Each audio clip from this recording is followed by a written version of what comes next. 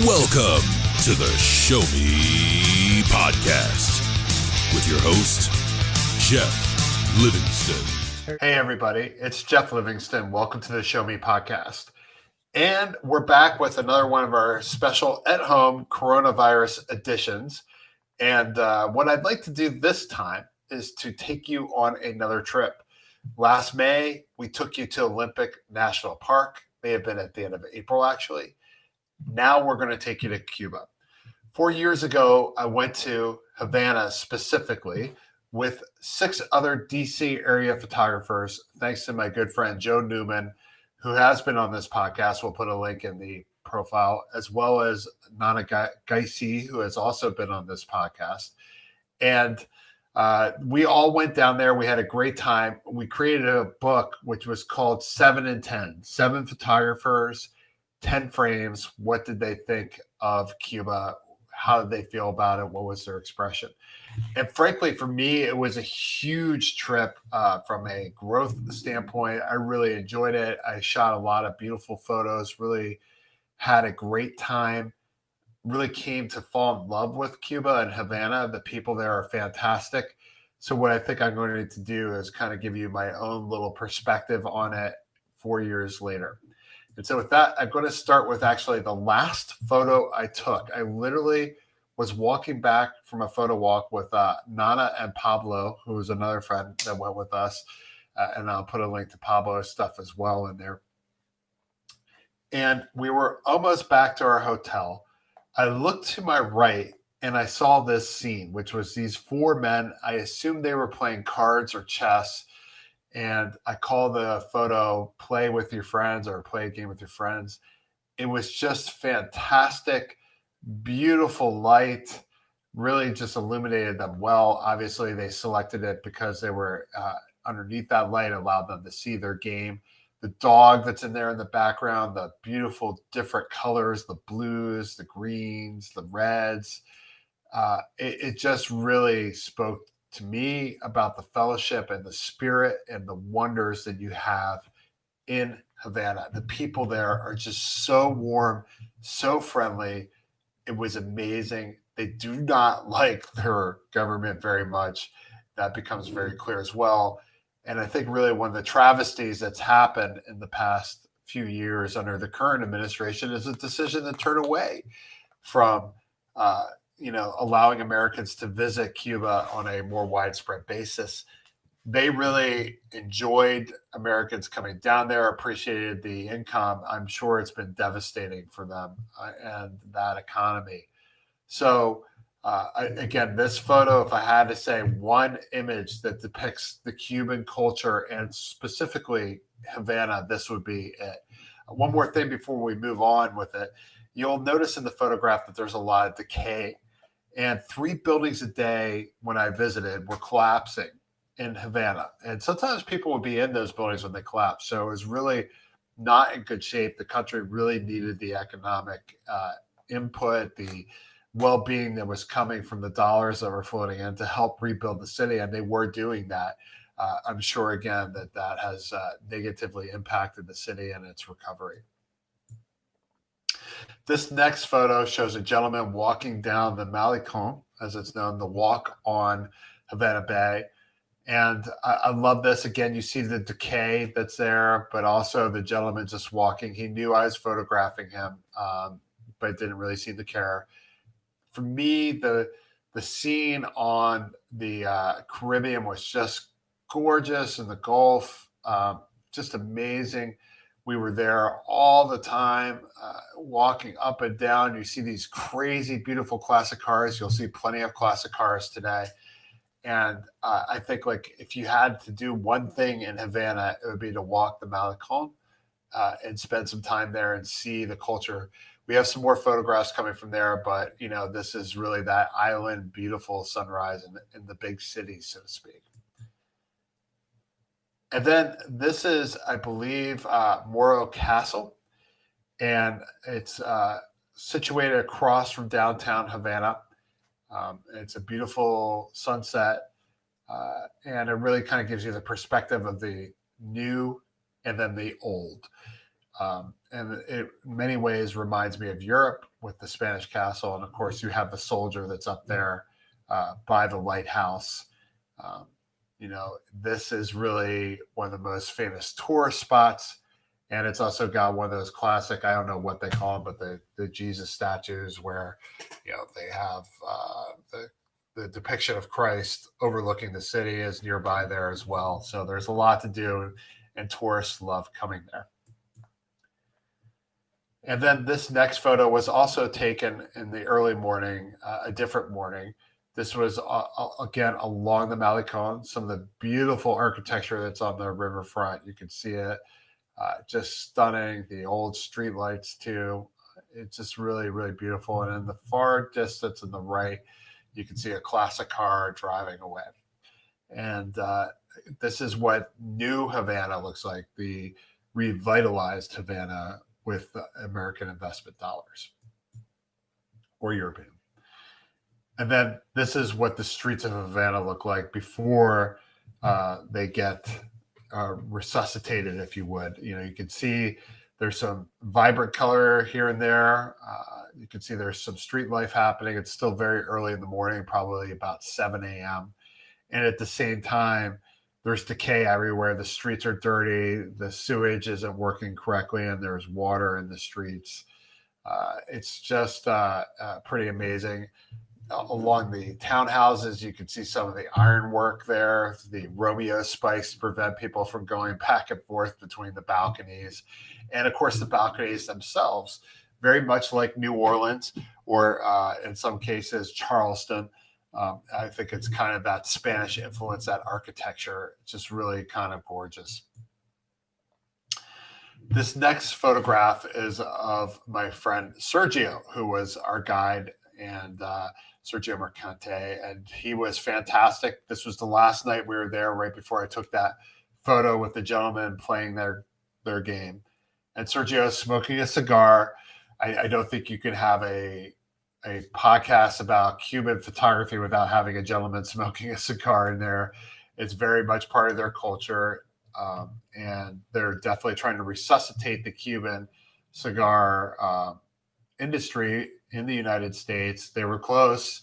It was just a matter of time before the administration was going to let them in. And then, of course, we had the change between Obama and Trump, and that's all gone again. But Cuban cigars are fantastic, and they have many new brands that are not known to us that are local that they enjoy. And if you wanted to, you could tour a cigar factory and or a farm. We did not do that during our time there. It was an option. We chose not to. However, thanks to Sergio, he really gave us a great trip. We saw a lot of fantastic things, saw a lot of fantastic people that we got to meet. And I am in his debt for that 5-day journey. And then this is Sergio's, I believe it's his stepdaughter, Diane. And this is her at that castle you saw earlier in the middle of the day. And I've just loved this photograph for a whole bunch of reasons. First of all, the people of Cuba are beautiful people. They have a whole diverse ethnic base, and it's really kind of indeterminable what people are or where they're from. And obviously, Diane's got a very exotic look. She actually became a model, a photographer's model after this trip.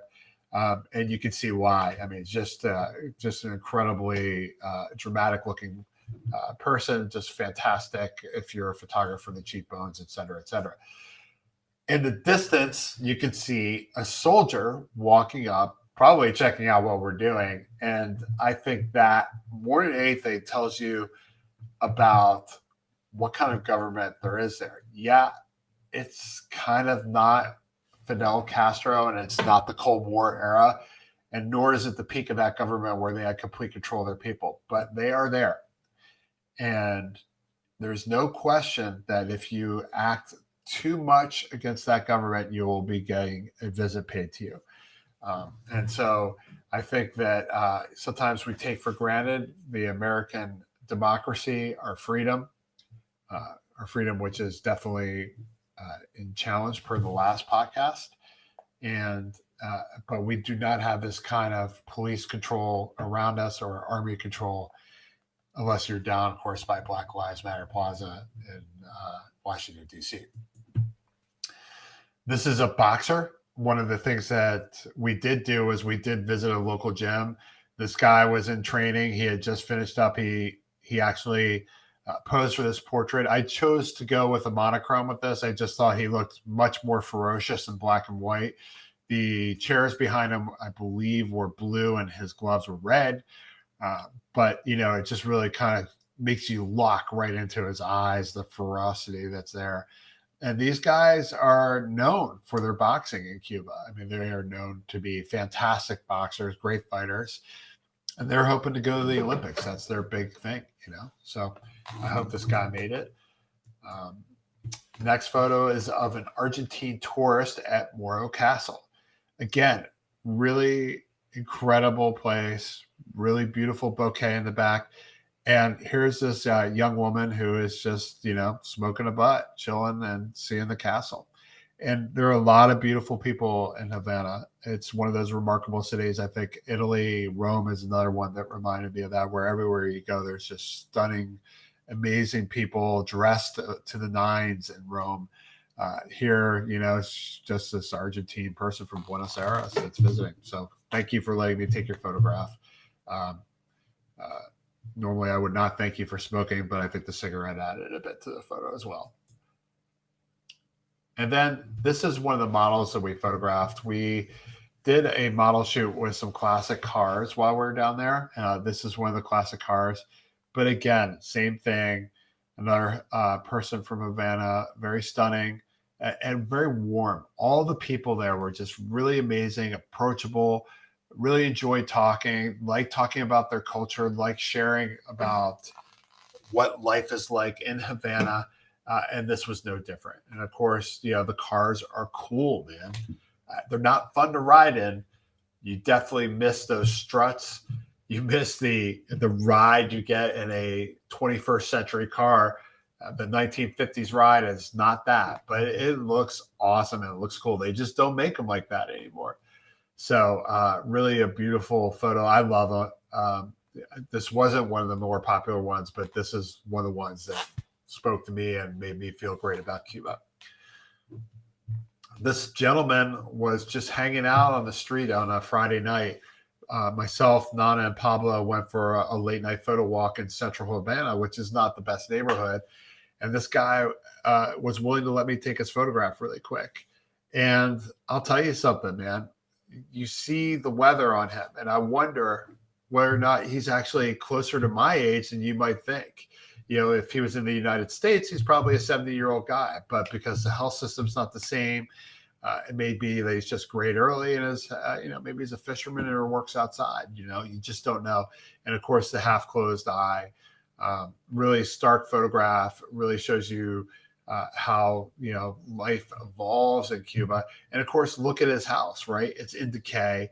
There are wires everywhere. It's not well lit. I think this photograph was shot at like 6400 ISO.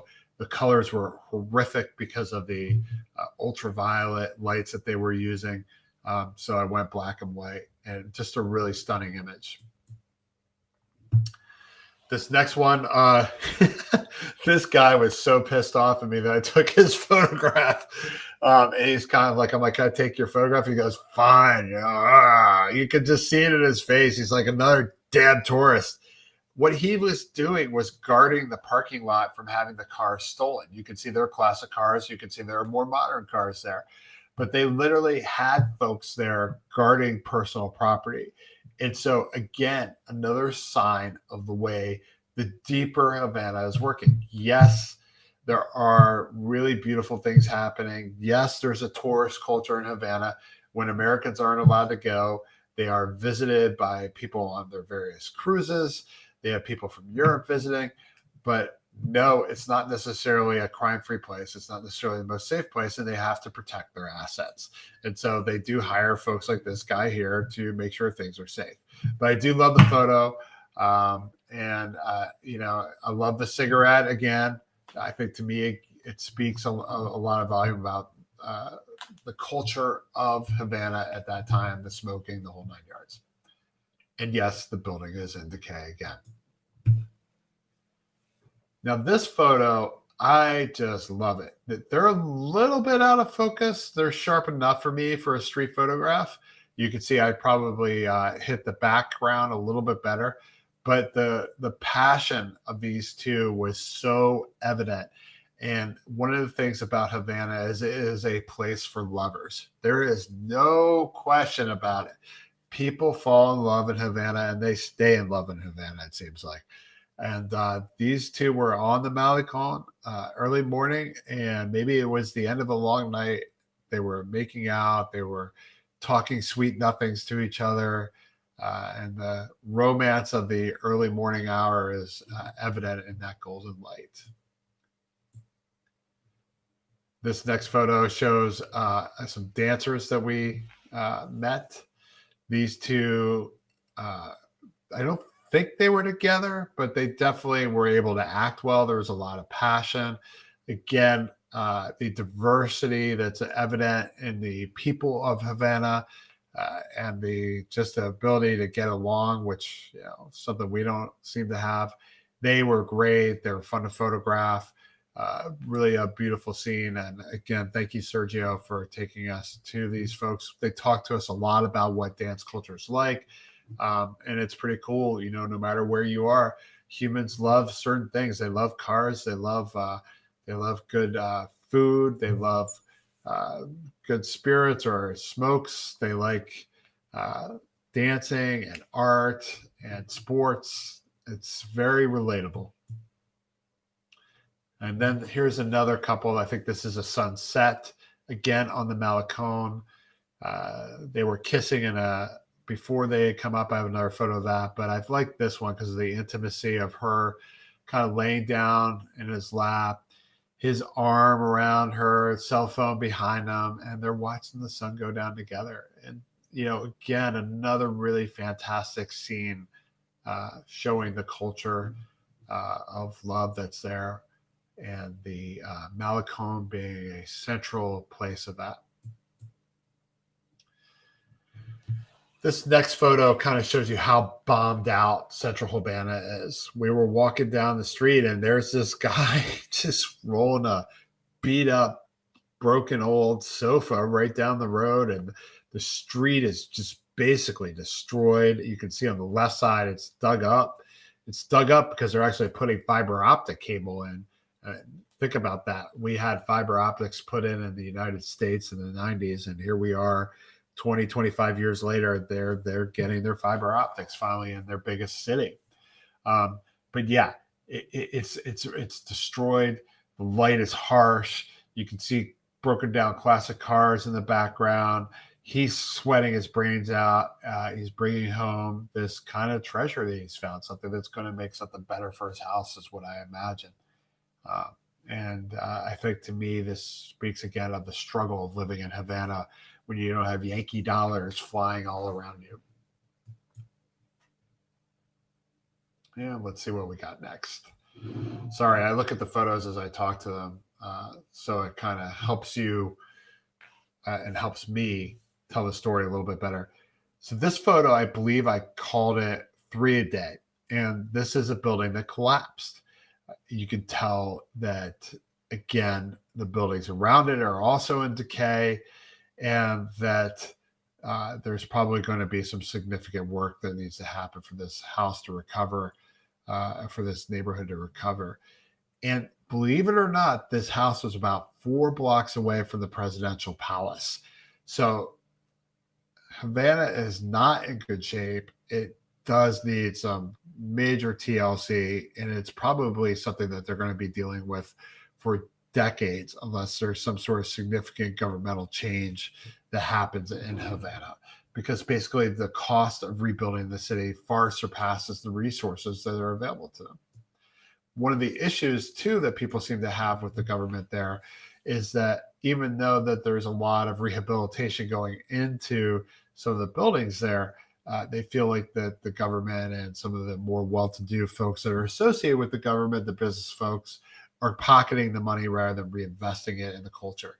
And they will literally buy people out and send them out into the country and take over their property. This is one such property, this yellow, I guess, townhouse, or what I would call Malecon front territory. It's really facing the Malecon. It hasn't been rehabilitated yet. These guys are hanging out early morning. You can't tell, but it's slightly out of focus. It's just really shocking to see this building. And right next to it, the one on the right of the building to your left, the green, has been rehabilitated. I'm sure these guys are receiving offers. They probably have already been bought out, and somebody will rehabilitate that building and turn it into fine beachfront property. But until you get there, wow, just shows you, again, the poverty of Havana. This one, even though it's not in great shape, is a pretty well-known restaurant in Havana. You got to go up to the third floor. This guy's watching guard over it, just like the parking lot attendant.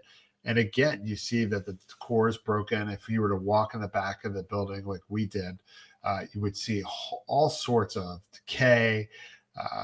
You can see the building itself is not in great shape. But nevertheless, you can have a good meal upstairs. And it was really kind of a really stark scene, and really kind of showed the dichotomy, the almost binary state of Cuban culture in Havana. This next slide shows a woman on the street next to a Che Guevara mural. Now, keep in mind, this is not the United States. And so the views of some of the heroes of their revolution are completely different than our views of them. To Americans, Che was a criminal. He was killed by the CIA. But there is an element of Americans, particularly on the punk and towards the more left side, that saw Che as kind of somebody that was a victim of oppressionist American society. And believe me, that's how they see him in Cuba. They see him as a hero that was slayed by imperial Americans that were hoping to colonize Havana. And so you'll see him all over the island. He's been kind of turned into an icon of the communist government there, of liberated, quote unquote, liberated Cuba, Che Guevara. And I think she also shows you some of the Cuban people, right? There are a lot of folks in Cuba of all ages, and they live in the streets, they walk in the streets. It's really a beautiful place, and it's just amazing. So, but look at the building, you again see the decay. This used to be a baseball stadium, no longer. And you can see that the stands are literally having holes in them with rebar coming out. The colors are still present, but they're grimy and dirty. The whole thing's messed up. There's tagging. There's a lot more graffiti actually throughout the stadium and underneath of it. And to the left, there's a field, and people are just working out in the field. Its day has come and gone. And this stadium will probably never, ever be functional again. They will probably have to tear it down and put something new up there. But what I want to say about this more than anything is this is probably a territory or a piece of land that will be revitalized because, again, it's right in front of the Malecon. So its proximity to the ocean, to the beachfront, makes it valuable property. So if Americans come back, it's probably going to get done. It may get done anyway. More beachfront property on the Malecon. Again, massive decay everywhere. You can see, if you look closely, on the bottom, towards the middle right, a gentleman walking the street. So that gives you some perspective next to the dumpster. But there's rubble right there. And this is the part between Old Havana and I guess it would be the western part of Havana by the Malecon, which had not been redone yet. It was still in pretty bad shape. I walked 2 blocks in there, and I'll tell you what, I wouldn't go there at night alone. It was not safe feeling. So this, believe it or not, is the bunker that held missiles during the Cuban Missile Crisis with Kennedy. And wow, talk about a rich piece of history. And you could see all sorts of different, I guess, tagging that's gone on, although it's pretty nice tagging compared to some stuff that I've seen. Socialism is dead. Here's your revolution. The father, Patria Morto. Just beautiful. The lime green color is a little bit crazy, and it's really, really grimy. Let's look at another photo of that bunker. I think I have a second one. And you can see right outside there's some green, even though the light's extremely bright. I mean, we exposed for the bunker, obviously. But this was in the middle of like overgrown farmland. And you had to we had to hike out there where it was technically a place you should not go. We had to hire a specific guy to go out there. It was myself and Pablo. And it was really kind of just amazing to see this little place in the middle of nowhere, which caused all of these problems. Just incredible, really. And there it is, history right before your eyes. This almost caused a nuclear war. Our next photo shows what I call the classic car corner, because you can see 3 classic cars. There's a decayed building next to a nicer apartment building, and some cooler colors in this one. But I think it's a good transition into the cars. The cars are old. They use the cars because they aren't getting new cars from America, and they haven't for some time. But they have this beautiful kind of Art Deco era look to them. And so what they do is they rehabilitate the cars. They have machinists that basically fix the engines or create new parts for the engines. Really just gorgeous, gorgeous, beautiful cars that are part of the tourist package. This one here was kind of left to decay. I love the Coke bottle shoved in the grill. But, this is kind of, again, in the middle of central Havana. And, hopefully that car will get rehabilitated. It may be too far gone. But these classic cars are everywhere. Now, this is probably more of your standard car. Here's a woman walking by it, again, in the back alley. Beautiful green. I don't know what that is. I think that might be a Plymouth. My dad can probably tell you. He'll probably comment and let you know.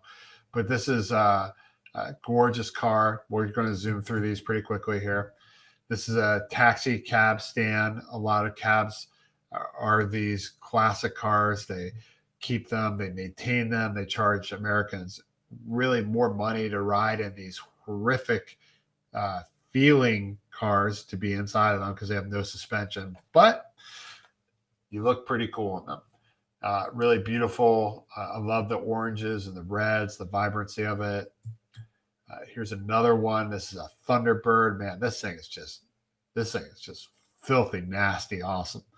But, the car itself is probably privately owned. It doesn't look like it's in a cab state. And there's a young lady in the back waiting for whoever is inside getting whatever they're getting.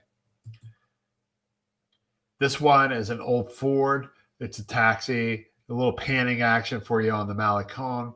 I love it because of the color in the background. And of course, it's a cool shot because of all the motion that it conveys. These old babies go tearing down that road at about 50 miles an hour. And, I apologize for showing you so many cars, but it's just a big part of the Havana culture, particularly for tourists. And there's our friend, the model, again, in the car. I love this photo. I call it Super. And that's because I think it's a Super 88 car. You can see that on the back left. But it's really, really cool and shows that convertible, cool Art Deco, and now chromed up, I guess, repaired Havana vehicle. And finally, here's this dude that's another panning shot on the Malecon. Here's this dude in an old motorcycle, probably an 80s motorcycle with a sidecar, which is really a pretty nice ride for that culture. And, it's more modern than some of the other things. And he's just running. And I love the helmet that he has, which is kind of like I guess like almost a soldier's helmet, but it's got that red look, which has become a very popular look now for bikers. And just a cool ride, cool shot. It screams Havana. So we're moving towards the end. This is the avenue right in front of the presidential palace. You can see it's all done up. Lots of beautiful Caribbean pastels. You could easily see this being in Miami, sans the dirt on the road. And the reality is there was a lot of sisterhood between Havana and Miami, and that's why there are a lot of similarities between the two. And so really just very beautiful, gorgeous morning. And the far left, you can see a lit up building. That's the Opera House. This is the epicenter of tourism for Cuba. And this is one of the restaurants on the west side. Again, it's an old castle / fort that's been converted into restaurants. There are so many great restaurants in Havana. Again, if it ever opens up, definitely go. You'll love it. It's fantastic. The food is amazing, and it's just a really beautiful scene. These folks, technically you're not allowed to trespass when it's not open, but they did let me walk about and take a few photos. This is one of the more cool places in Havana, and I love it. We're moving towards the end here. I love it because of the Viva Cuba, long live Cuba, and then the somewhat decayed building with the women that are on the balcony hanging their dried laundry out there. This is, I forget what the name of it was, like the tiled palace, but basically it was this plot of land, maybe about an acre and a half, where the entire structure was rebuilt with glorious, beautiful tiles. Really just an amazing place to see. I have so many photos of that place. I should probably post more of them. And by the way, some of the photos you saw today were unpublished that I did not publish during my 2006. I just got back from Cuba binge, so I will be posting those on Flickr, and I promise to make at least one of my photos of the week, which you could sign up for on jefflivingston.com. I give a photo away every week for people to download and use to their delight. And our final photo is a sunrise. I believe this was my last morning in Havana. You can see on the right side, there's the Malecon and a few cars there. And then, of course, the sea. And in the distance, there's Morrow Castle. And I think that's just a beautiful, nice photograph, which you could probably see anywhere on any sea.